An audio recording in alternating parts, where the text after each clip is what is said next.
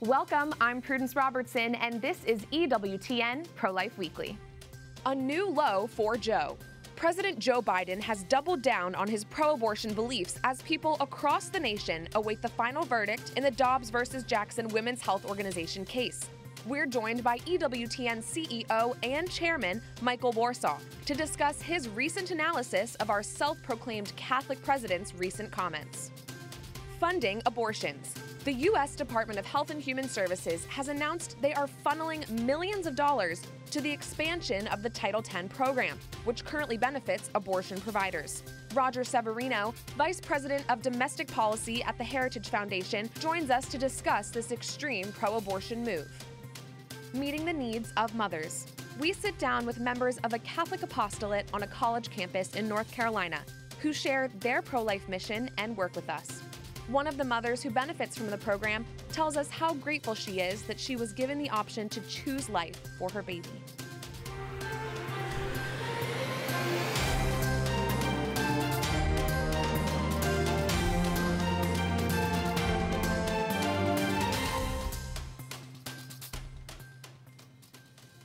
President Joe Biden, despite frequently describing himself as a devout Catholic, continues to disappoint the faithful with his unapologetic support for abortion and his lack of respect for the God-given right to life. It's hard to believe that the president once claimed support for the Hyde Amendment, as he now claims that he no longer believes life begins at conception and works in lockstep with the abortion lobby to advance their political agenda. What's perhaps worse, the president has repeatedly abandoned U.S. Catholics on this front, most recently failing to condemn abortion activists who directly targeted the faithful during Mass. And joining us now is EWTN CEO, Chairman of the Board, and the publisher of the National Catholic Register, Michael Warsaw.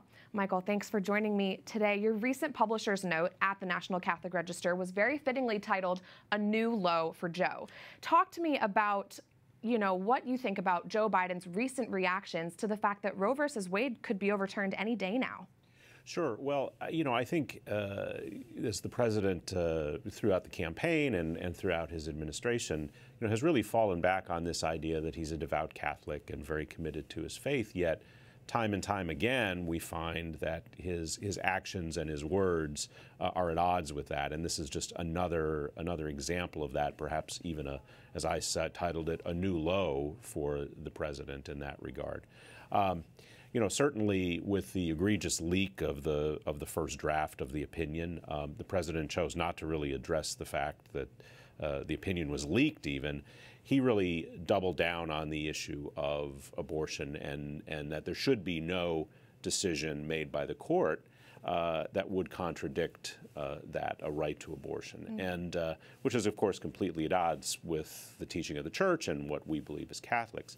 But far worse than that, he then, in subsequent remarks, attempted to try to explain that all religions somehow have a basis that allows for abortion. He then even sort of attempted to twist St. Thomas Aquinas into justifying some sort of permission for abortion, which is, of course, complete and totally false. Aquinas was very clear that life is a gift of God, and that it would be sinful to reject that gift. And so for the president to even try to use church teaching and the teaching of Aquinas, for example, to justify a right to abortion is really, in my view, a new low. Right. And you not only pointed out that President Biden's words are in gross violation of church teaching, they also go against America's democratic ideals. Talk to me about how a right to life is deeply rooted in the history of our nation. Right. Well, absolutely. And so part of what the president was bemoaning was the idea that the Supreme Court, would turn the issue back to the states. And he went so far as even to say effectively that he was not in support of the idea of people in the states having the right to decide that based on their whims. How entirely undemocratic is that? For a president and an administration that's been talking very much about voting rights and the need for all votes to be counted and for all people to be heard, which of course is absolutely true. Suddenly, on this issue, for political expediency, the president doesn't seem to be advocating that the people of the states have the judgment and the wisdom to be able to decide this question for themselves. Very confusing. It's very, very confusing. Yes, and as Catholics, we're suffering constant attacks right now from pro-abortion activists. They've stormed churches. They're saying that they're going to burn our Lord in the Eucharist and continue just these outright attacks on our faith. You know, set aside the fact that Joe Biden claims to be Catholic and he's professing these pro-abortion things, he's not speaking up for us. He seems to have abandoned us. No, certainly. While the president did, after some of the violence and some of the events that happened shortly thereafter, right? He did speak out, and the administration did say something, but it was pretty tepid, and it was really not in any way directed at a defense of Catholics.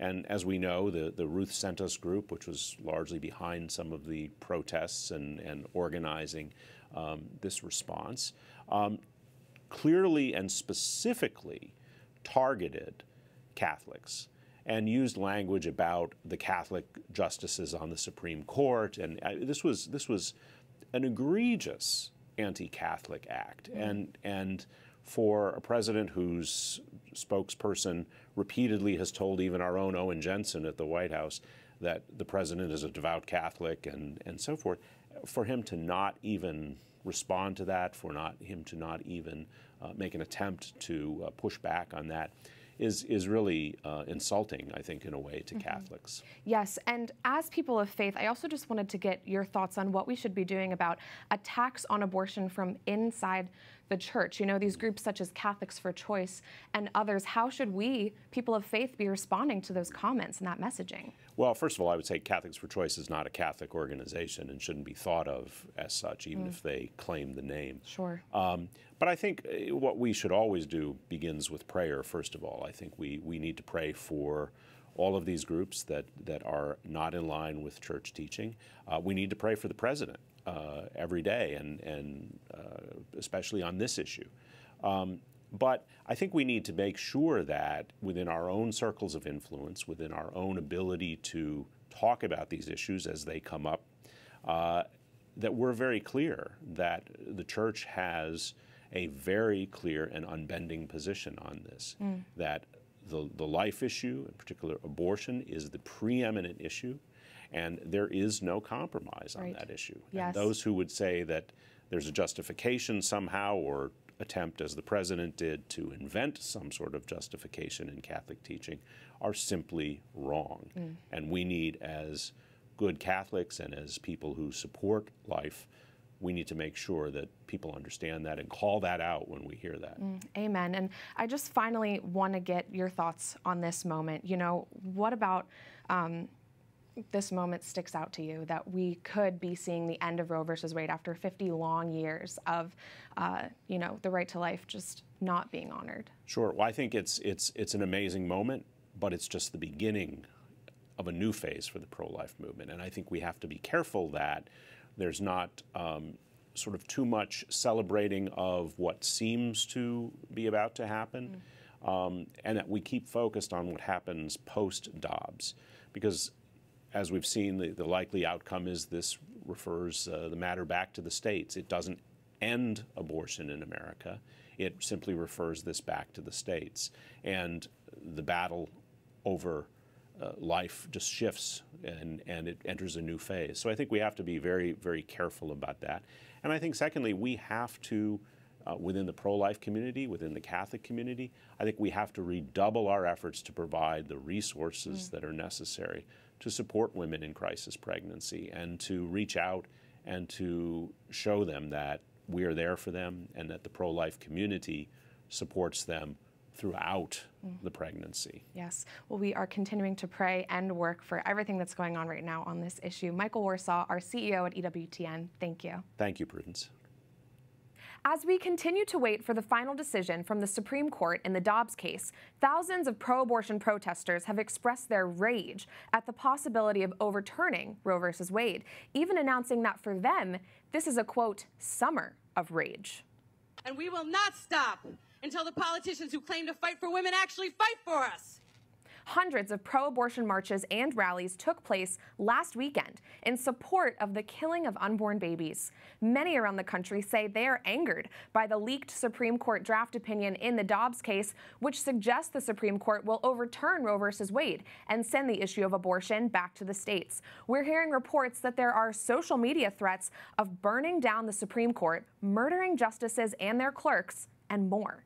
To continue this discussion, we're joined by Marilyn Musgrave, Vice President of Government Affairs at the Susan B. Anthony List. Marilyn, thanks for being with me today. You're very welcome. Yes, I want to just first get your thoughts on this recent frenzy of activity that we've seen. What do you think about all this violence that we're seeing in cities across our nation?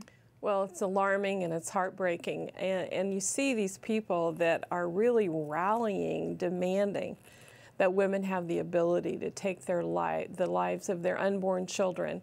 And especially the demonstrations, the activity at the homes of the justices, trying to intimidate Supreme Court justices as they're making a decision. Incredible. Very disappointing. And as a former lawmaker yourself, what's your reaction to how members of Congress on both sides of this issue are reacting to this moment? Well, I have to tell you, Prudence, I am very glad that the other side is really exposing themselves for what they are. Abortion on demand, up to the moment of birth, paid for by your tax dollars. The American people are not of this mind. We know people oppose late-term abortion. We know they oppose taxpayer funding of abortion in large numbers, but the other side, no restrictions on abortion whatsoever. Very disappointing. And, you know, mainstream media reporters have been pushing pro-life legislators about exceptions to these laws that they're intending to pass, these total bans on abortion. And Governor Pete Ricketts of Nebraska, he recently stated a very simple truth in response to that question of whether or not rape or incest should be included in these bans. Let's take a listen to what he had to say. So if Roe versus Wade, which was a horrible constitutional decision, gets overturned by the Supreme Court, which we're hopeful of, here in Nebraska, we're going to take further steps to protect those preborn babies. Including in the case of rape or incest? There's still babies too, yes, there's still babies. Marilyn, what are your thoughts? Well, of course the other side wants to talk about these exceptions. That's 2% of abortions. They don't want to talk about 98% of abortions that are done for other reasons. They don't want to talk about late term. They don't want to talk about sex selection. They don't want to talk about disability discrimination abortion. So they want to talk about these, and I'm so proud of lawmakers that stand strong on behalf of all babies. It's so important. And I understand the SBA List, speaking of lawmakers and people working on the ground to help women, SBA List is partnering in a new pro-life initiative with former Senator Kelly Loeffler to help moms and babies in Georgia. Would you tell me about that? Well, the compassionate side of the pro-life movement is ignored by the other side, but there is compassion, understanding, and unconditional love for these women and girls and their families that are in crisis. So we have partnered with her. She's supporting significant contribution to over 20 pro-life groups across the state of Georgia. That includes the crisis pregnancy centers, the pro-adoption, foster care folks, and faith-based organizations.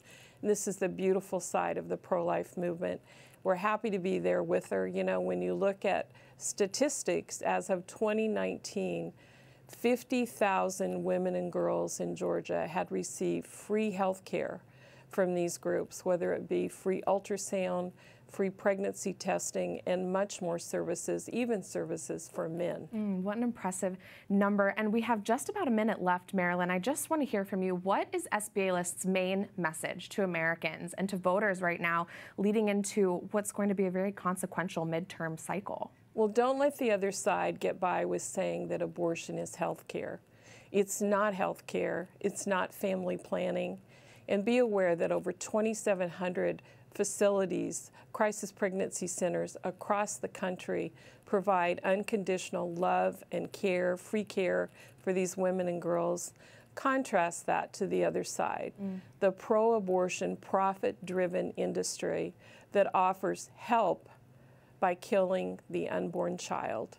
So there's a great contrast. It's a great day to be pro-life in this country, and we are winning hearts and minds. Well, thank you so much for your dedication and your hard work for saving the unborn. Marilyn Musgrave of the Susan B. Anthony List. Thank you. The Department of Health and Human Services announced they are funneling more than $16 million to expand access to abortion. A recent statement from HHS Secretary Xavier Becerra says, quote, "I strongly believe in protecting and promoting access to health care. That includes sexual and reproductive health care, and that includes safe and legal abortion care." HHS has also ironically been tweeting about how they're working to end the current baby formula shortage here in the U.S., while at the same time allotting more money to end the lives of little babies in utero. And joining us now to discuss all of this is Roger Severino, Vice President of Domestic Policy at the Heritage Foundation and former Director of the Health and Human Services Office of Civil Rights under President Trump. Roger, thanks for joining me. What are your thoughts on the fact that HHS Secretary Xavier Becerra is all about baby formula, but not about protecting babies in the womb? Yeah, the hypocrisy is just rather stark. You can't be in favor of babies when you're against babies in the womb, right? When we were at HHS under Trump, we made sure that that was the Department of Life, because we protect life from conception until natural death. Xavier Becerra is the new HHS Secretary under Biden. He's an abortion radical. He was put there for that and other extreme positions. He wasn't put there as a public health official. This was in the middle of a pandemic, and he was put there to pay back the pro-abortion base that was some of the groups that helped elect President Biden. And I'm not surprised to see that he's pushing these radical pro-abortion policies now that he's in office instead of focusing on public health, pandemic, all these other issues. Right, yes. And talk to me about Title X. So this is where this $16 million is being funneled. And we've talked about Title X on this show before. Could you remind us who receives these Title X funds and how that can change depending on who's in the White House? Title X is for family planning services for people who are poor. And this is a program that under Trump, we made sure that none of the money under this program went to fund abortion clinics. Whatever people think about the legality of abortion, people say you don't use taxpayer dollars to fund it. That's where you have the Hyde Amendment, which President Biden used to be in favor of. Now he's against those protections. He wants to funnel taxpayer dollars to abortion clinics. Under Trump, we said you can't do that under Title X. There has to be financial and physical separation. It's not just a way of getting new business, saying, come in, you'll get some family planning advice. And by the way, we're going to offer you some abortion services right down the hall. We said you are not going to fund the overhead of the abortion clinics anymore. We got rid of that, and now the Biden administration is trying to undo it as fast as they possibly can. Again, this is political payback for their allies in the big abortion industry. Very unfortunate, and we're going to keep tracking that. But I also wanted to get your thoughts on how we can counter the promotion of transgenderism at HHS. I know that at a piece in the National Review, you recently detailed a win on this front. That's right. It's on regulations. Where we see where the administration reaches outside of the law is when they can't win in Congress. So they have not been able to pass these terrible laws saying that anti-discrimination has to cover transgender surgeries, including in minors. Congress is against that. They're not going to pass those laws, so they're going to use the regulatory state. They're going to use rules, rulemaking, a pen and a phone, as President Obama said, to impose their will on the American people. They tried to do this through a regulation. In January, we mobilized in my role as Senior Fellow at Ethics and Public Policy Center, as my role in the Heritage Foundation. We help organize the conservative movement to submit comments saying this is why it's bad policy, this is why it's unlawful, this is why the medicine doesn't support what you're trying to push on children in particular. It sterilizes, it's dangerous, it reduces and eliminates sexual function, and you don't have the medical science behind it. They backed off. They did not finalize that portion of the rule. So it shows when the people reach out and they speak, they petition their government, it could have an effect when this administration overreaches on these issues. And that's why we have to speak the truth on things like this. And one final question, as we await the official decision in the Dobbs case, I'd love to just get your thoughts on what this moment means for the movement and what it could mean in the years ahead. We are on the cusp of history. 50 years of toiling trying to defend unborn life. The Supreme Court is on the verge of saying, yes, the people will have their say once again. And this is not just in states. The court is going to say, God willing, all legislatures can do it, which means there's a state role and a federal role to protect unborn life. And we want to do it as aggressively as possible. When the walls of the fortress come down, you come in, you rush in, And that's the moment to defend unborn life. It's been far too long. The draft opinion is phenomenal. It restores the Constitution to its proper place, and it focuses on the humanity of the child. It says that you could protect unborn life at all stages. When there's a heartbeat, when the child could suck its thumb, a child can feel pain. And this is going to really reach out to the American people, and they're going to defend unborn life, and finally the court will allow them to do so. It's a very exciting time to be in this movement. Roger Severino of the Heritage Foundation, thanks for joining me. Thank you. Coming up, we take a look at the multi-million-dollar corporations aligning themselves with the pro-abortion industry. I speak out. Plus, we take you inside a college residence hall in North Carolina dedicated to the success of new mothers and their children.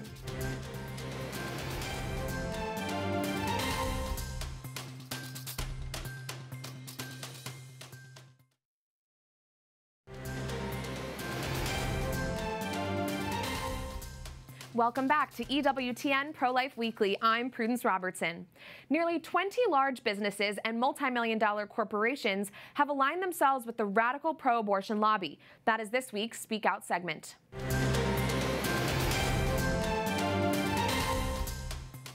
In light of the fact that Roe v. Wade could be overturned any day now, groups such as Amazon, Apple, Lyft, and many others have announced they will now provide funds and resources for their employees if they need to travel out of state to obtain abortions. A wide array of groups providing a number of services to consumers have made such announcements, including banks, dating apps, car manufacturing companies, and telehealth providers, among others. According to a piece in the New York Times, Planned Parenthood and other abortion groups have gone so far as to see if they can use cryptocurrency fundraising tactics to raise money for abortions. It is scandalous that the abortion lobby has such a tight grip on these businesses. This isn't about ensuring that women have choices. It's about promoting the latest progressive talking points. If corporate America cares about employees and their families, they should encourage strong, growing, and healthy families, not incentivize men and women to have casual relationships that end in unplanned pregnancies and abortions. And if they care about the future of the workforce, why are they ending the lives of those who could grow up to be their future employees? These corporations should be ashamed of this woke PR stunt.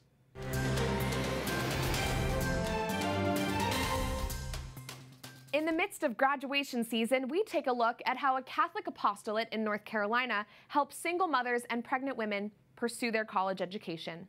MiraVia is one of several pro-life organizations proving that mothers can accomplish their goals with a child in tow. The college-based residence is located on the campus of Belmont Abbey College. We visited the ministry and saw how its hands-on mission helps young women address the challenges of both motherhood and education. MiraVia has been helping women in North Carolina since 1994. It was originally known as Room at the Inn, but later in 2013, the organization changed its name to MiraVia, which means the miraculous way.